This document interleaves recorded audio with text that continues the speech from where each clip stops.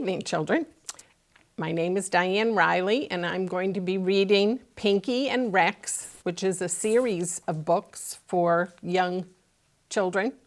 And it's by James Howe and illustrated by Melissa Sweet. And James Howe, the author, actually wrote a little introduction for you to give a little information about why he wrote this story. Pink isn't my favorite color, but in other ways, I was very much like Pinky when I was his age.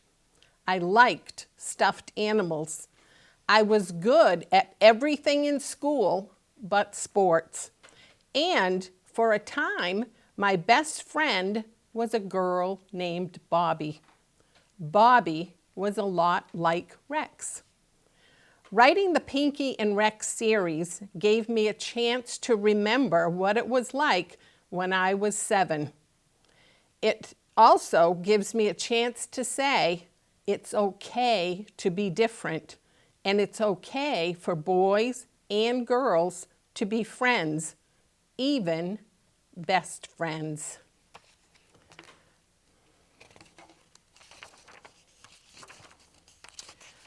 So Pinky and Rex, Chapter 1. Pinky and Rex get dressed. Wake up, Pinky! Pinky's eyes popped open. His little sister Amanda was jumping up and down on his bed. Wake up, she cried. I am awake, said Pinky. Stop jumping on my bed. We're going to the museum, Amanda shouted. She did not stop jumping. We're going to see the dinosaurs. Hurry up, Pinky. Get dressed. Pinky got out of bed and ran to the window. Rex, he called out. Rex, he called again. Hi, Pinky, Rex called back from a window in the house across the street. I can't decide what to wear to the museum today. Should I wear my Tyrannosaurus t-shirt or my Stegosaurus sweatshirt? Wear your Tyrannosaurus t-shirt, Pinky shouted. It's too hot for a sweatshirt. What do you think I should wear? My shirt with pink and white stripes or my shirt with pink and blue checks? I like the shirt with pink and blue checks, said Rex. It's my favorite. Mine too, Pinky said. He had never thought that the shirt with pink and blue checks was his favorite. But now that he knew it was Rex's favorite, it was his too. See you later, Pinky shouted. See you later, shouted Rex. What should I wear to the museum today? Amanda asked her brother. Who cares, said Pinky, and he went to brush his teeth. Chapter 2, Too Many Animals. When he came back, Amanda was counting his stuffed animals. You have too many of these things, she said. You should give me some. You say that every morning, said Pinky. Besides, they're not things, they're my animals. But you should, Amanda insisted. I have only 13 animals, and you have 27. When did you learn to count that high? Pinky asked, before he knew that she was right. He did have 27 animals, and every morning after he had gotten dressed, and after Amanda had told him he had too many animals, he said goodbye to them, each and every one. He said goodbye to his frog. He said goodbye to his bear. He said goodbye to his kangaroo. He said goodbye to his elephant, his giraffe, his 3 cats, his 4 dogs, his 5 rabbits, his alligator, his lion, and his tiger. He said goodbye to his monkey. He said goodbye to his mouse, and his moose, and his mole.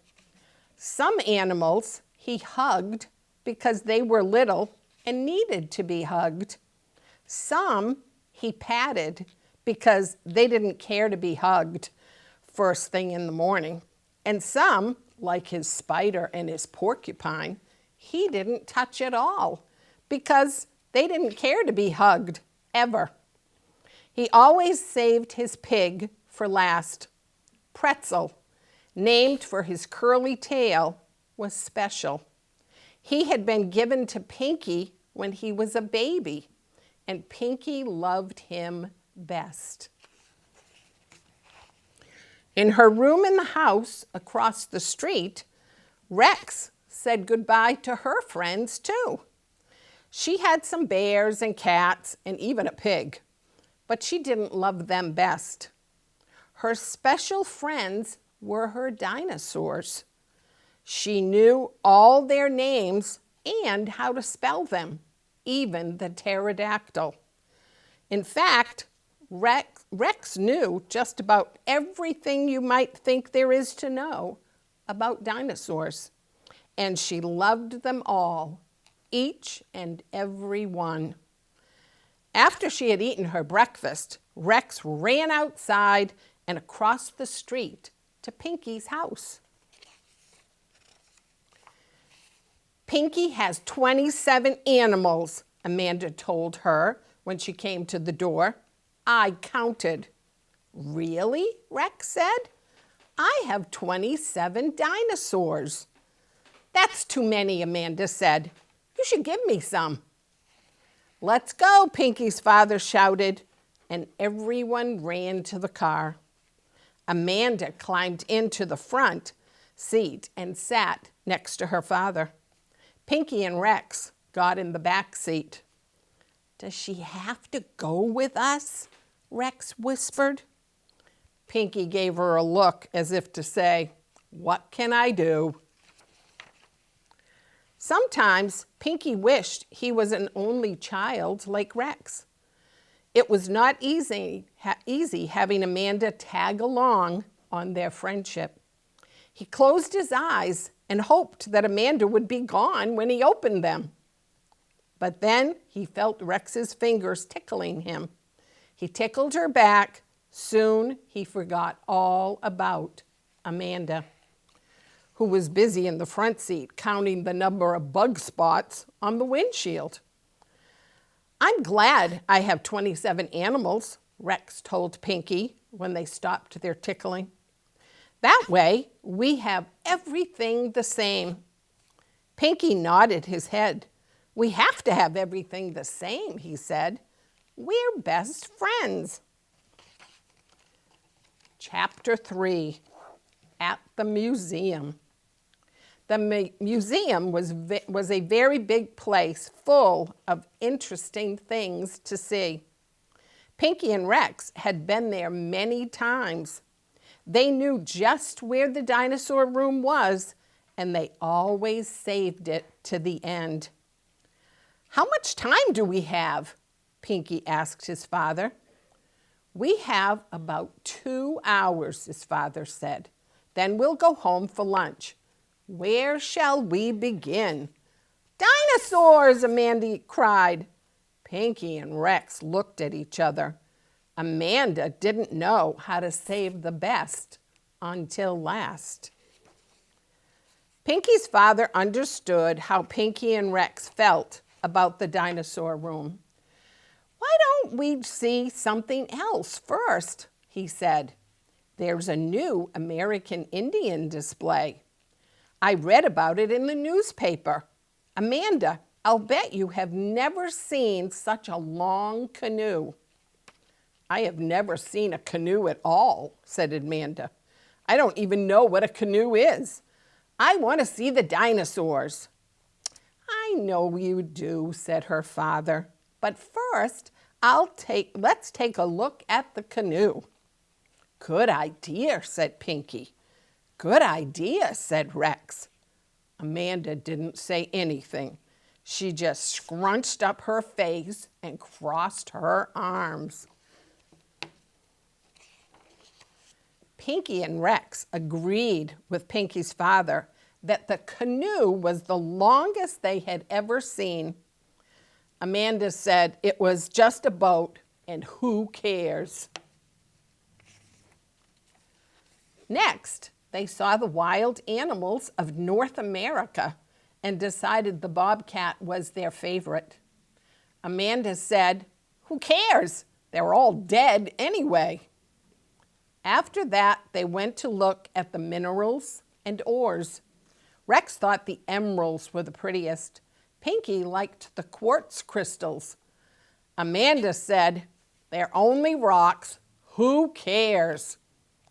Finally, after stopping every few minutes so Amanda could go to the bathroom or get a drink of water or pick something off the bottom of her shoe, they came to the dinosaur room. "At last," Rex said. "Now maybe she'll stop being such a grump." "Look, Amanda," said Pinky. "Here are the dinosaurs." "I'm hungry," said Amanda. "I want to go home." Pinky and Rex looked at Pinky's father. "Why don't Amanda and I rest on this bench while you look at the dinosaurs?" he said.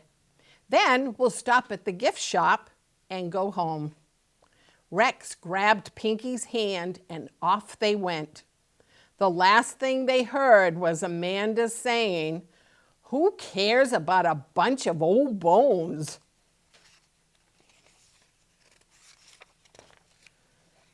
Chapter 4, Amanda to the Rescue. Rex loved the gift shop. There were so many dinosaur things to buy. The problem was that she had them all. She had every dinosaur t-shirt and every dinosaur glass and every dinosaur pencil and pin and poster. Pinky loved the gift shop too. He always liked to see what new animals they had. This time, he saw that there were some new bears and tigers and elephants. But he already had a bear and a tiger and an elephant. Besides, they cost more money than he had to spend. And they didn't have a speck of pink on them anywhere. Amanda stood in the middle of the store with her arms crossed. "I want something," she said, "but I don't know what." All at once, Pinky looked up and saw just what it was he wanted. It was pink, and it was a kind of animal he didn't have. At the same moment, Rex saw what she wanted to buy. It was a kind of a dinosaur she did not have in her collection. She had never seen one like it before. Amanda saw what she wanted. She ran for it. She reached for it, and she felt two other hands on hers. Pinky and Rex and Amanda all wanted the same thing. "I have to have this dinosaur," Rex said. "I don't have one like it." "But it's pink," said Pinky. "What do you want with a pink dinosaur?" "I have to have it because it's pink and it's an animal I don't already have." "You have too many animals, Pinky," said Amanda, "and Rex has too many dinosaurs. I should have it." They made such a noise that Pinky's father came over with someone who worked in the store. "I'm afraid this is the last one we have," said the sales clerk. "How much is it?" Pinky asked, digging into his pocket. He did not let go of the dinosaur. $3.50, said the sales clerk. Pinky's face fell. "I have $1.50, he said. "Me too," said Rex. So she let go of the dinosaur. So did Pinky. Amanda looked surprised to find that she was holding it all by herself. "I didn't want it anyway," Rex said. If I bought it, then I'd have 28 dinosaurs and you'd have only 27 animals. I know, said Pinky. And if I bought it, I'd have 28 animals and you'd have only 27 dinosaurs. I didn't want it either. Then I'll buy it, said Amanda. Wait a minute, Rex cried. I have an idea, Pinky. Let's put our money together and share it.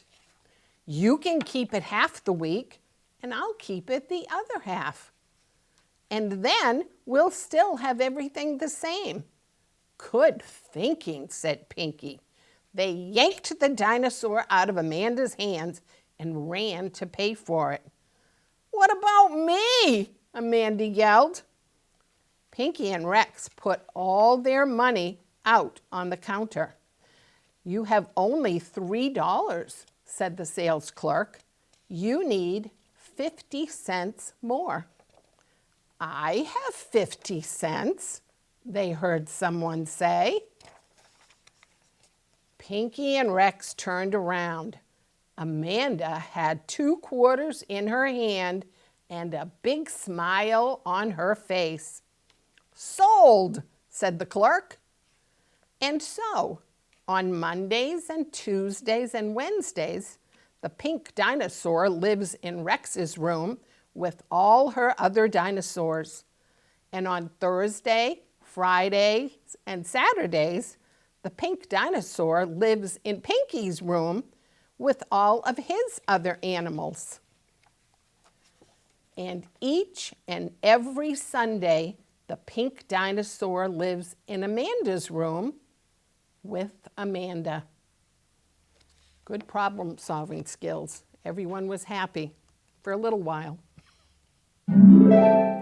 Hello, boys and girls. I'm Debbie Lincoln, and today I'm going to read you a couple of stories about Alexander. And this is dedicated to my grandson, Alexander. And the first one is called Alexander and the Terrible, Horrible, No Good, Very Bad Day. And the author is Judith Viorst, and it's illustrated by Ray Cruz. And in the beginning, the author has something to say. Have you ever had a bad day, a really bad day? And have you ever wondered if you were maybe the only person in the city, the state, the country, the world, the universe who had these bad days? Well, you're not. I know you're not. Because when my son Alexander was a little boy, he used to have a lot, and I mean a lot of them. And my grandson has had a few too. And when I wrote this book for him, I got letters from boys and girls everywhere telling me about their own terrible days. Bad days make us feel so mad and so sad that sometimes we want to move where terrible, horrible days maybe don't happen, like Australia. But bad days also come to an end. And when you wake up in the morning, it could be the beginning of a wonderful, marvelous, excellent, very good day. So let's hear about Alexander's day. I went to sleep with gum in my mouth, and now there's gum in my hair. And when I got out of bed this morning, I tripped on the skateboard, and by mistake, I dropped my sweater in the sink while the water was running, and I could tell it was going to be a terrible, horrible, no good, very bad day. At breakfast, Anthony found a Corvette Stingray car kit in his breakfast cereal box, and Nick found a junior undercover agent code ring in his cereal breakfast box. But in my cereal breakfast box, all I found was breakfast cereal. I think I'll move to Australia. In carpool, Mrs. Gibson let Becky have a seat by the window. Audrey and Elliot got seats by the window too. I said I was being scrunched. I said I was being smushed. I said, if I don't get a seat by the window, I'm going to be car sick. Blah. No one even answered. I could tell it was going to be a terrible, horrible, no good, very bad day. At school, Mrs. Dickens liked Paul's picture of the sailboat better than my picture of the invisible castle. At singing time, she said I sang too loud. At counting time, she said I left out 16. Who needs 16? I could tell it was going to be a terrible, horrible, no good, very bad day. I could tell because Paul said I wasn't his best friend anymore. He said Philip Parker was his best friend, and that Albert Moyo was his next best friend, and that I was only his third best friend. I hope you sit on a tack, I said to Paul. I hope the next time you get a double-decker strawberry ice cream cone, the ice cream part falls off the cone part and lands in Australia. There were 2 cupcakes in Philip Parker's lunch bag, and Albert got a Hershey bar with almonds, and Paul's mother gave him a piece of jelly roll that had little coconut sprinkles on the top. Guess whose mother forgot to put in dessert? It was a terrible, horrible, no good, very bad day. That's what it was. Because after school, my mom took us all to the dentist, and Dr. Fields found a cavity just in me. Come back next week and I'll fix it, Dr. Fields said. Next week, I said, I'm going to Australia. On the way downstairs, the elevator door closed on my foot, and while we were waiting for my mom to get to the car, Anthony made me fall where it was muddy, and then I started crying because of the mud. Nick said I was a crybaby, and while I was punching Nick for saying I was a crybaby, my mom came back with the car and scolded me for being muddy and fighting. I am having a terrible, horrible, no good, very bad day, I told everybody. No one even answered. So then we went to the shoe store to buy some sneakers. Anthony chose white ones with blue stripes. Nick chose red one with white stripes. I chose blue ones with red stripes.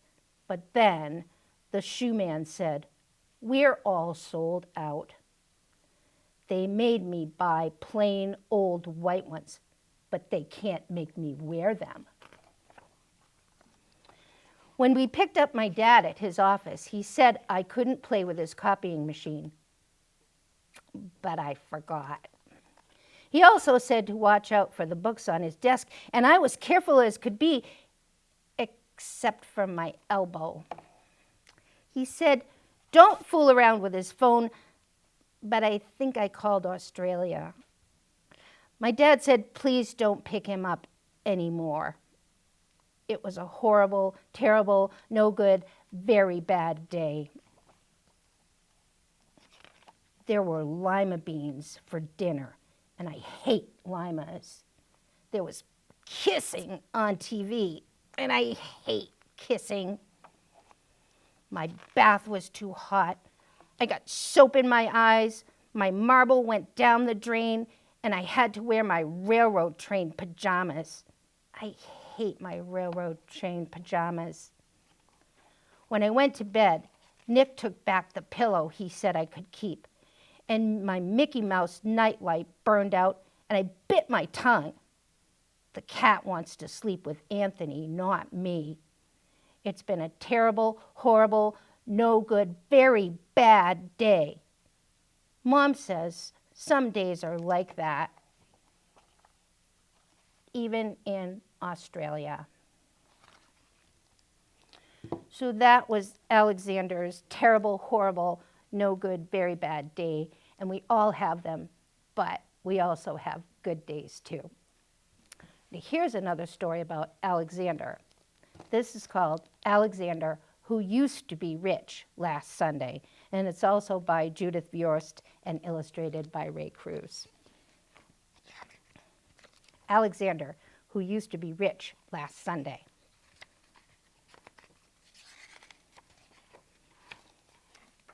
It isn't fair that my brother Anthony has $2.75 and 1 dime and 7 nickels and 18 pennies. It isn't fair that my brother Nicholas has $1.75 and 5 dimes and 5 nickels and 13 pennies. It isn't fair because what I've got is bus tokens.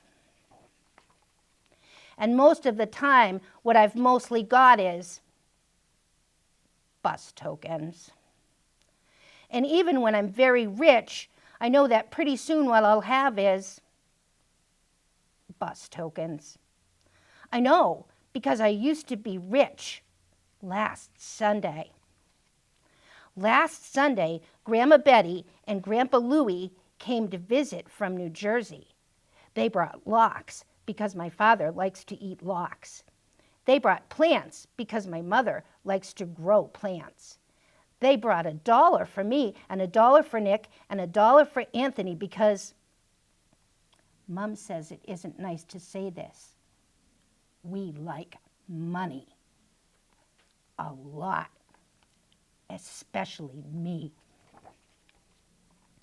My father told me to put the $1 away to pay for college.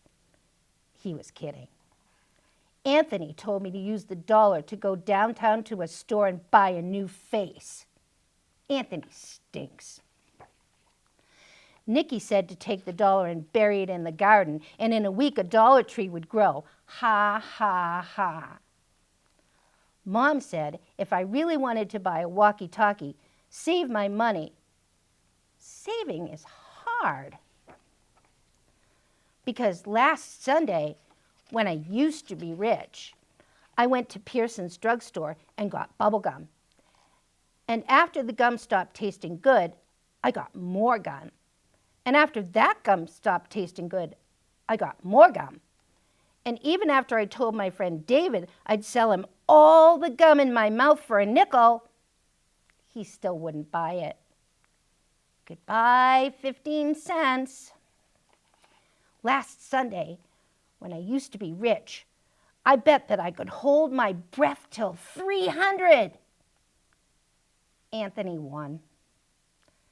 I bet that I could jump from the top of the stoop and land on my feet. Nicky won. I bet that I could hide this purple marble in my hand, and my mom would never guess which hand I was hiding it in. I didn't know that moms made children pay. Goodbye, another 15 cents. I absolutely was saving the rest of my money. I positively was saving the rest of my money. Except that Eddie called me up and he said that he would rent me his snake for an hour. I always wanted to rent his snake for an hour. Goodbye, 12 cents. Anthony said that when I'm 99, I still won't have enough for a walkie-talkie. Nick said I'm too dumb to be let loose. My father said there are certain words a boy can never say, no matter how ratty and mean his brothers are being. My father fined me 5 cents each for saying them. Goodbye, dime. Last Sunday, when I used to be rich, by accident, I flushed 3 cents down the toilet. A nickel fell through a crack when I walked on my hands. I tried to get the nickel out with a butter knife and also my mother's scissors. Goodbye, 8 cents, and the butter knife, and the scissors. Last Sunday, when I used to be rich, I found this chocolate candy bar sitting there. It was just sitting there. I rescued it from being melted or smushed. Except the way I rescued it from being melted or smushed was that I ate it. How was I supposed to know it was Anthony's? Goodbye, 11 cents. I absolutely was saving the rest of my money. I positively was saving the rest of my money. But then Nick did a magic trick that made my pennies vanish in thin air. The trick to bring them back, he hasn't learned yet. Goodbye, 4 cents. Anthony said that even when I'm 199, I still won't have enough for a walkie-talkie. Nick said they should lock me in a cage. My father said that there are certain things a boy can never kick, no matter how ratty and mean his brothers are being. My father made me pay 5 cents for kicking it. Goodbye, nickel. Last Sunday, when I used to be rich, Kathy around the corner had a garage sale. I positively only went to look. I looked at a half-melted candle. I needed that candle. I looked at a bear with one eye. I needed that bear.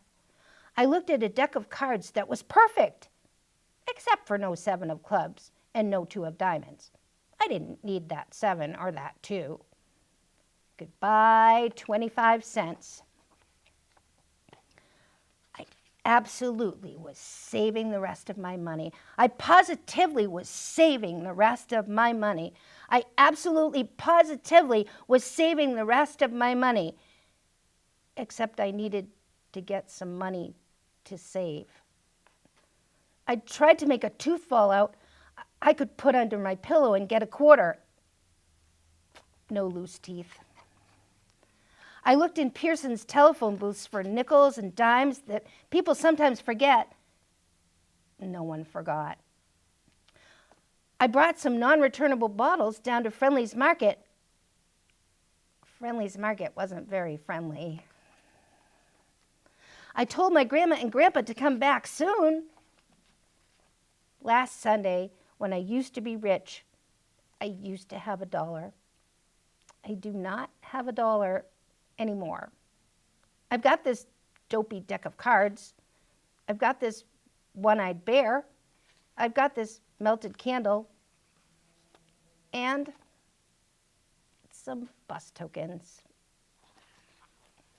The end. I hope you've enjoyed listening to stories about Alexander. Judith Vorst is a great writer, and you should listen to some more of her stories. She's terrific. I think there might be some more coming up. So thank you for listening. Have a great day. Not like Alexander's.